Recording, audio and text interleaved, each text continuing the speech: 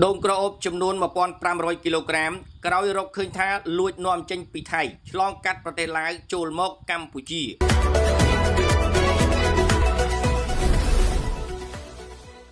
ព្រះវិហារផ្លែដូងក្រអូបចំនួន1500គីឡូក្រាមក្រោយដែលស្រាវជ្រាវរកឃើញថាឈ្មួញលួចនាំចេញពីថៃឆ្លងកាត់ប្រទេសឡាវចូលមកកម្ពុជាតាមច្រកកំពង់ស្រឡៅស្រុកឆែបខេត្តព្រះវិហារឯកឧត្តមគឹមរិទ្ធីអភិបាលខេត្តព្រះវិហារដាក់បទបញ្ជាឲ្យធ្វើការបង្ក្រាបបើតាមអាជ្ញាធរស្រុកឆែបបានឲ្យដឹងថាក្រោយទទួលបានការណែនាំពីឯកឧត្តមគឹមរិទ្ធីអភិបាលខេត្តព្រះវិហារបានបញ្ជាលោកខិតសុធិរាដឹកនាំកម្លាំងគណៈបញ្ជាការ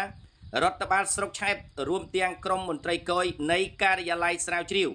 និងបង្ក្រាបអំពើរត់ពន្ធតំបន់5សហការជាមួយកងកម្លាំងរាជអាវុធហត្ថលើផ្ទៃប្រទេសបានធ្វើការឃាត់រថយន្តសាំយ៉ុងដឹកផ្លែឈើមួយគ្រឿងពាក់ស្លាកលេខក្រុងព្រះសីហនុ 2A2243 មួយគ្រឿងកាលពីថ្ងៃទី25ខែមិថុនាឆ្នាំ2025កន្លងមកជាលទ្ធផលសមត្ថកិច្ចចម្រុះរកឃើញផ្លែដូងក្រអូបចំនួន2850ផ្លែស្មើទៅនឹង1500គីឡូក្រាមទឹកដូងច្រកដាក់ដបចំនួន280ដបស្មើនឹង420លីត្រសាច់ដូង20គីឡូក្រាមមន្ត្រីគយបានសាកសួរនិងស្រាវជ្រាវរកឃើញថាដូងក្រអូបទាំងអស់នេះគឺបានលួចនាំចេញពីប្រទេសថៃឆ្លងកាត់ប្រទេសឡាវ